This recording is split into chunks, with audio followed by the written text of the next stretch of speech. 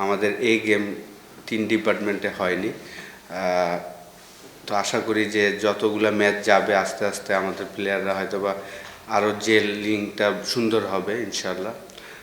যেহেতু খাতা কলমে অবশ্যই আমি মনে করি যে যে 6টা টিম সেটার মধ্যে রংপুরের টিমটাই আসলে টপ। তো রেজাল্ট পয়েন্ট টেবিলে একে থাকাটাই স্বাভাবিক।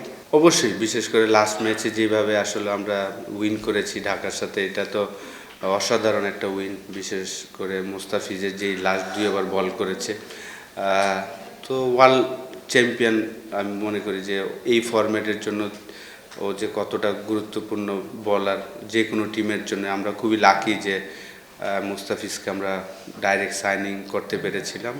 আর কি আমরা যখন টিম করেছিলাম আমাদের একটা ফিনিশার প্রয়োজন ছিল। তো বাংলাদেশে আমরা সবাই জানি যে মাহমুদুল্লাহ রিয়াদ লাস্ট 2007-এ তার ডেবু হয়েছিল।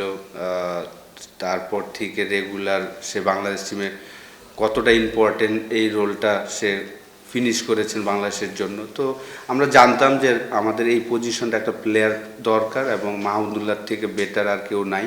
হাতুরা সিংয়ের সময় আমি মনে করি যে ওই সময়টা ওর কেরিয়ারের বেস্ট সময় কাটিয়েছিলেন 2014 থেকে 2018 পর্যন্ত। ওই সময় তার অ্যাভারেজ অলমোস্ট 50 ছিল। তো এখনও আমি বলবো যে অসাধারণ সময় কাটাচ্ছেন। আমরা লাকি যে তাকেও আমরা পেয়েছি। ও একদমই চিল মুডে আছে। ও একদম এগুলা নিয়ে একদমই ওয়ারিড না। এখন এইখানে খেলছে রংপুর রাইডার্সের হয়ে, সে এটা নিয়েই ফোকাস।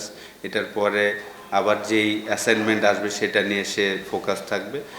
ও ডিফারেন্ট লেভেলের একজন মানুষ। দেখেন যারা আর কি লিজেন্ড আর কি, ও তো মাহমুদুল্লাহ তো আমাদের একজন লিজেন্ড ক্রিকেটার। তো আপনি যদি ওভারঅল ইন্টারন্যাশনাল ক্রিকেটে যারাই দেখবেন যে যারা লিজেন্ড, তাদের জাস্ট বিশেষ করে যারা ব্যাটসম্যান, তাদের অল্প ব্যাটিং করলেই হয়, তারা ব্রেনের কাজটা বেশি করে। সে এখন প্রচুর ফিটনেসের কাজ করেন, এইটাই আসলে মেন হওয়া উচিত, সেটাই করেন।